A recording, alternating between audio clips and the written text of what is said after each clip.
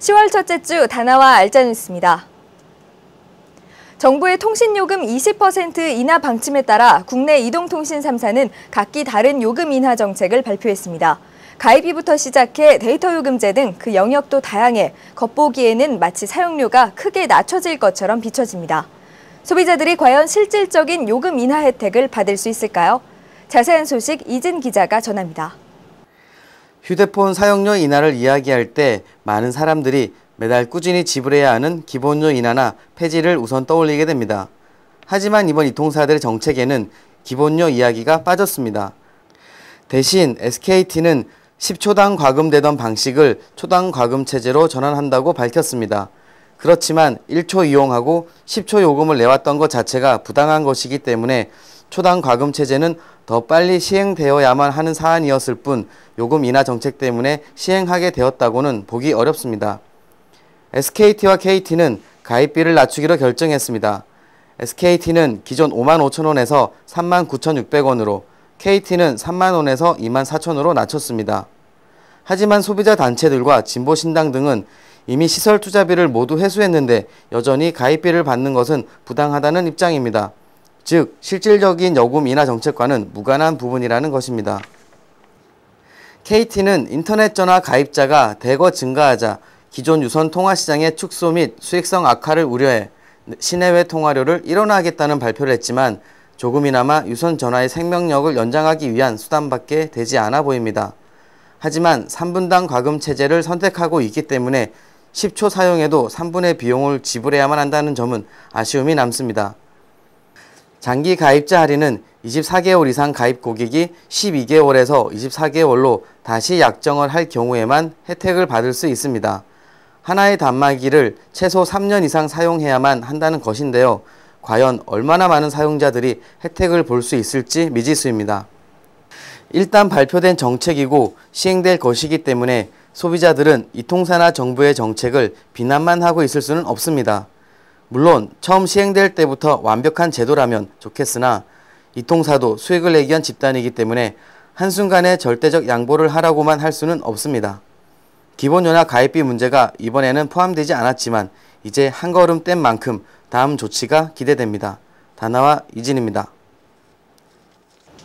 이어서 한 주간의 주요 소식입니다. 한국정보화진흥원은 국제표준화기구의 새로운 웹 접근성 표준인 웹 콘텐츠 접근성 가이드 2.0을 바탕으로 장애인 접근성 등 국내 실정에 맞춰 인터넷 웹 콘텐츠 접근성 지침 2.0을 개발하고 단체 표준 채택을 추진하고 있다고 밝혔습니다. 최근 인터넷 채팅 등으로 접근해 060 전화를 걸도록 유도한 뒤 수만 원에서 수십만 원에 이르는 전화 요금이 나오도록 하는 사기가 늘고 있습니다.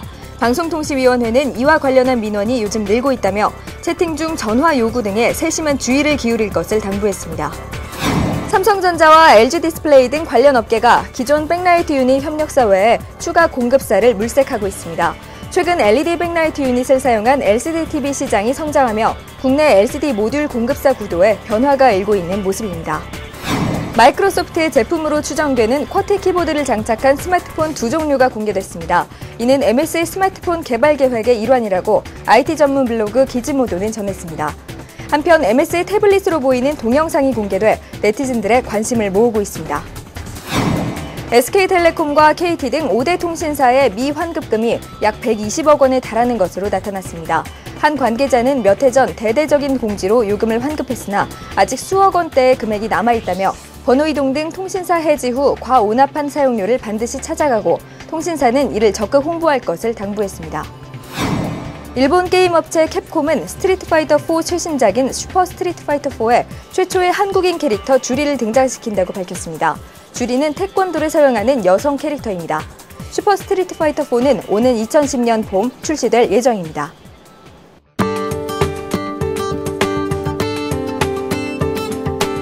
중형 디지털 카메라 업체 하셀블라드는 중형 SLR 카메라 신제품 H4D 라인업을 발표했습니다. H4D 50과 60 두 모델로 각각 5천만 화소와 6천만 화소를 지원합니다. LG전자가 뉴 초콜릿폰을 국내에 출시합니다. 21대구 HD LCD와 DBX를 지원하며 와이파이는 제외됐습니다.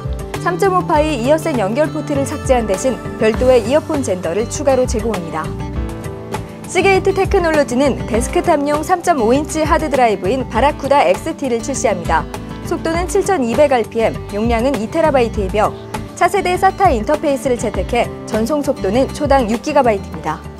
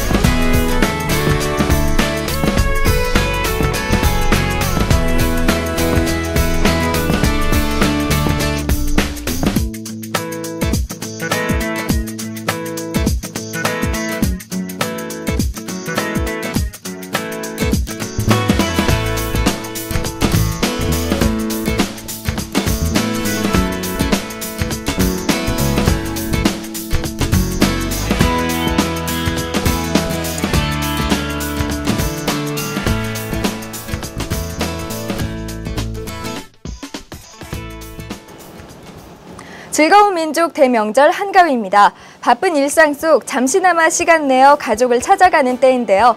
화기애애하고 화목한 연휴 보내시기 바랍니다. 저는 다음 시간에 다시 찾아뵙겠습니다. 고맙습니다.